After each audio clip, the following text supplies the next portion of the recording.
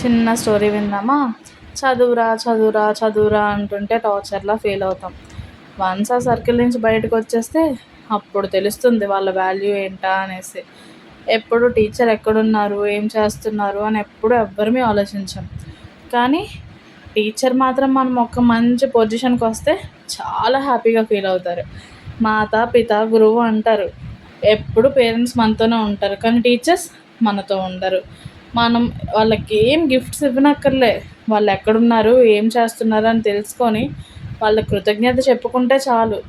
ఎప్పుడు fans, family members అంటూ వాళ్ళతోనైనా get togethers అప్పుడప్పుడు టీచర్స్తో కూడా ప్లాన్ చేయండి, సరేనా? నెక్స్ట్ ఎప్పుడైనా మనం ఒకరికి పరిచయం చేసేటప్పుడు మా టీచర్ అండి అని చెప్తాం. వాళ్ళు మాత్రం మా పిల్లలండి అని చెప్తారు. వాళ్ళ పిల్లలతో సమానంగా మనల్ని కూడా చూస్తారు. అందుకే టీచర్ ఎప్పుడు గురువు అంటారు. విద్యను నేర్పించే గురువుకి మనం ఎంత రెస్పెక్ట్ ఇవ్వాలి కదా. సరే, మీ ఫేవరెట్ టీచర్ ఎవరో కామెంట్ బాక్స్లోనైతే కామెంట్ చేయండి.